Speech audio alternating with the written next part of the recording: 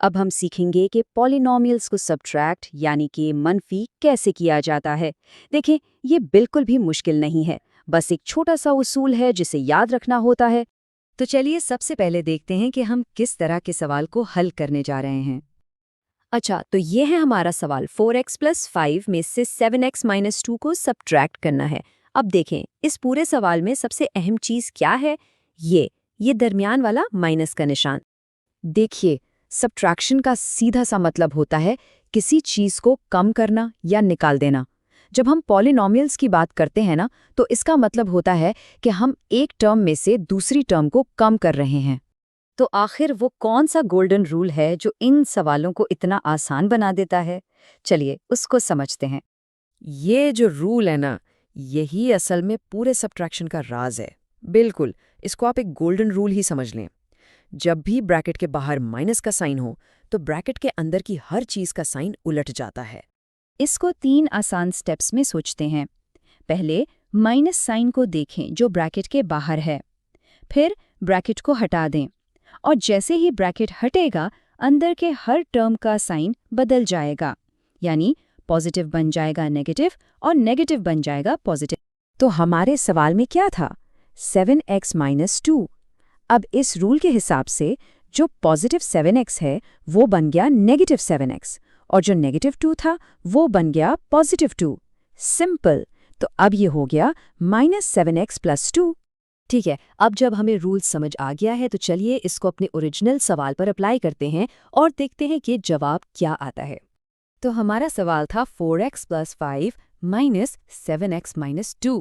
अब rule apply करने के बाद ये कैसा दिखेगा? देखें, पहली ब्रैकेट तो बिल्कुल वैसी ही रहेगी, 4x + 5, लेकिन दूसरी ब्रैकेट से पहले माइनस है तो उसके साइंस बदल जाएंगे। ये बन जाएगा -7x + 2। तो अब हमारी पूरी इक्वेशन हो गई 4x + 5 - 7x + 2। अब अगला स्टेप क्या है? हम लाइक टर्म्स यानी एक जैसी टर्म्स को इकट्ठा करेंगे। मतलब x वाली टर्म्स एक तरफ और जो सिंपल नंबर्स हैं वो एक तरफ।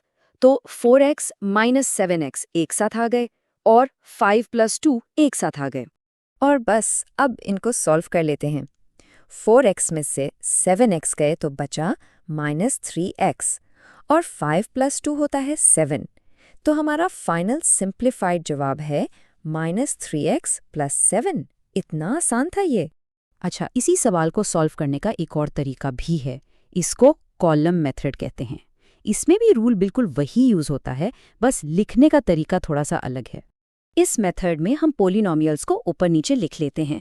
फिर जो नीचे वाली पोलिनोमियल है ना, उसके हर टर्म का साइन बदल देते हैं और फिर सीधा सीधा कॉलम्स को ऐड कर लेते हैं।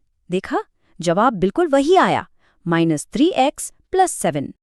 अच्छा, आगे बढ़ने से पहले एक सबसे आम गलती की बात करते हैं जो अक्सर स्टूडेंट्स करते हैं, ताकि आप उससे बच सकें। सबसे बड़ी गलती जो होती है वो ये है कि ब्रैकेट के अंदर सिर्फ पहली टर्म का साइन बदला जाता है, दूसरी का भूल जाते हैं। यहाँ देखें, अगर हम सिर्फ 7x का साइन बदलें और -2 को वैसे ही छोड़ दें तो जवाब बिल्कुल गलत हो जाएगा। सही तरीका ये है कि ब्रैकेट के अंदर जितनी भी टर्म्स हैं सबका साइन बदलना है। ये बहुत ज़रूरी है। देखें, इस रूल को मास्टर करने का सबसे अच्छा तरीका क्या है? प्रैक्टिस। जितनी आप प्रैक्टिस करेंगे, ये गोल्डन रूल अप्लाई करना उतना ही नेचुरल हो जाएगा, आपकी आदत बन जाएगी।